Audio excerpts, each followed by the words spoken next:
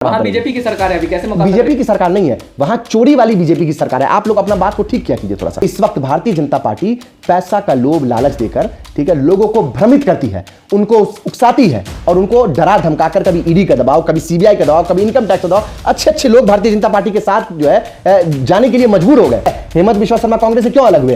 3 ED का case मामला पहुंच गया था सीबीआई और इनकम टैक्स का, आज कहां है? शुभेंदु अधिकारी बीजेपी में जाने से पहले नारदा शारदा स्कैम में थे, आज कहां है? आज बीजेपी में जाने का वॉशिंग मशीन से धुल गए सब लोग। भारतीय जनता पार्टी जो झूठ फैलाती है कि पूरा देश हमारे साथ है, वो सच नहीं है, ये झूठ है और सरासर झूठ है और देश की जनता इस झूठ को देख रही है। आने वाले चुनाव में बस आप इंतजार कर लीजिए कि किस तरह से भारतीय जनता पार्टी के लोगों के मुंह पे तमाचा पड़ने वाला। जनता, इस देश की 64% जनता भारतीय जनता पार्टी के खिलाफ है और आने वाले तमाम चुनावों में भारतीय जनता पार्टी को करारी हार का सामना करना पड़ेगा। और यह भी मैं आपको बता दूं कि कर्नाटक चुनाव हम लोग पूर्ण बहुमत से जीतने जा रहे हैं।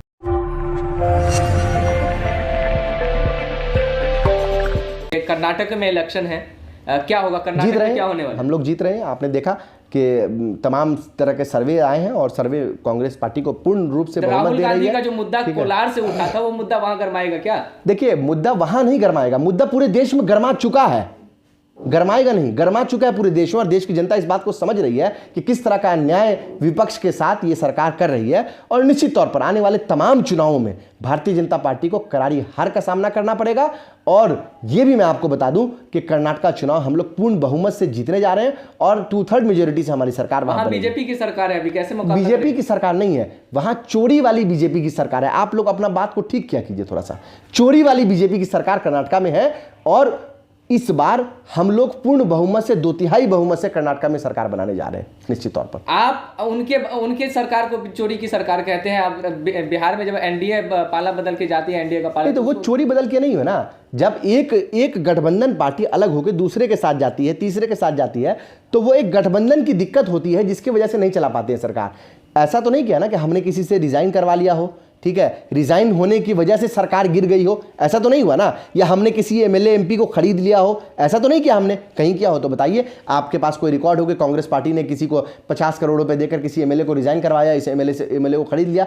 ऐसा बिल्कुल नहीं है। दिक्कत कांग्रेस के नेता के साथ है ना, वो बिक क्यों जाते हैं फिर? वैसे पार्टी टिकट क्यों देती है? नहीं, ये गलत बात है, ये गलत बात है। तो अब आप जनता में भी सवाल करेंगे कि दिक्कत तो जनता के ऊपर है कि जनता उन्होंने वोट क्यों दिया, तो सब पे सवाल खड़े हो जाएंगे। मैं ये कहना चाहता हूं आपके माध्यम से कि इस वक्त भारतीय जनता पार्टी पैसा का लोभ लालच देकर, ठीक है, लोगों को भ्रमित करती है, उनको उकसाती है और उनको डरा धमकाकर कभी ईडी का दबाव, कभी सीबीआई का दबाव, कभी इनकम टैक्स का दबाव। अच्छे अच्छे लोग भारतीय जनता पार्टी के साथ जो है जाने के लिए मजबूर हो गए। उसकी वजह क्या थी? किसी घर पे ईडी बैठा रखा है। आपने देखा एकनाथ शिंदे जी अलग हुए, शिवसेना से क्यों अलग हुए? 4 ईडी का केस उनके पास था ना, तो अलग करवा दिया ना। किसी से ढकी छुपी बात है। हेमंत बिश्वा शर्मा कांग्रेस से क्यों अलग हुए? 3 ईडी का केस मामला पहुंच गया था सीबीआई और इनकम टैक्स का, आज कहां है? शुभेंदु अधिकारी बीजेपी में जाने से पहले नारदा शारदा स्कैम में थे, आज कहां है? आज बीजेपी में जाने का वॉशिंग मशीन से धुल गए सब लोग। अरे एक लंबी फहरिस्त है, अगर मैं नाम लूंगा तो आपका समय कम पड़ जाए। उनके पास आज की डेट में आखिरी जो चुनाव हुआ है, उनके पास लगभग 36% वोट है। अगर 36% वोट उनके पास है तो उनके खिलाफ कितना वोट है? 64%। तो इस देश की 64% जनता भारतीय जनता पार्टी के खिलाफ है। इस बात को आपको मानना पड़ेगा। एक स्टेट में अगर आपको प्रचंड बहुमत आया था तो हिमाचल में आप कहां गए? हवाई हो गए। जेपी नड्डा उनके राष्ट्रीय अध्यक्ष तो हिमाचल से आते हैं। आज कर्नाटक का क्या सर्वे आ रहा है वो देख लीजिए। एक राज्य को जीत जाने का मतलब ये नहीं होता है। आप देखिए, एक राज्य में हारे हैं, मणिपुर में क्या हाल हुआ है, 2 सीट पे आ गए, 60 सीट पे लड़े थे, 2 सीट पे आ गए ना, ठीक है। आप देखिए, जोड़ तोड़ के किसी तरह से जबरदस्ती सरकार का हिस्सा बन रहे हैं नॉर्थ ईस्ट के राज्यों में। तो ये तमाम चीजें जनता देख रही है। भारतीय जनता पार्टी का जनाधार लगातार कम होता जा रहा है। आज कितने जगह भारतीय जनता पार्टी की अकेले सरकार बनी हुई है? बहुत कम जगह है। आप देखिए मध्य प्रदेश में है, ठीक है, आप देखिए गुजरात में है, आप देखिए कर्नाटक में इनकी चुराई हुई सरकार है, मध्य प्रदेश की सरकार जिसका नाम मैं ले रहा हूं वो भी चुराई हुई सरकार है, ठीक, इनकी अपनी महाराष्ट्र में भी इनकी चुराई हुई सरकार है।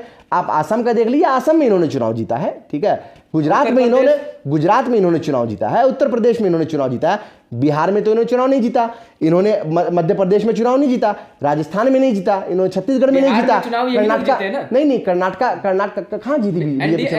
नहीं, 70 सीटें आई थी। भारतीय जनता पार्टी की अपने बल की सरकार कितने राज्यों में बची है? आप इस पे चिंतन मंथन करें, इस पे विचार करें। क्या दिल्ली में उनकी सरकार है? क्या बंगाल में उनकी सरकार है क्या? क्या पंजाब में उनकी सरकार है? नहीं है ना।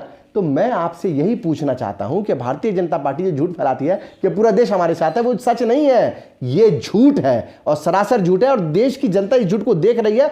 आने वाले चुनाव में बस आप इंतजार कर लीजिए कि किस तरह से भारतीय जनता पार्टी के लोगों के मुंह पे तमाचा पड़ने वाला है जनता का।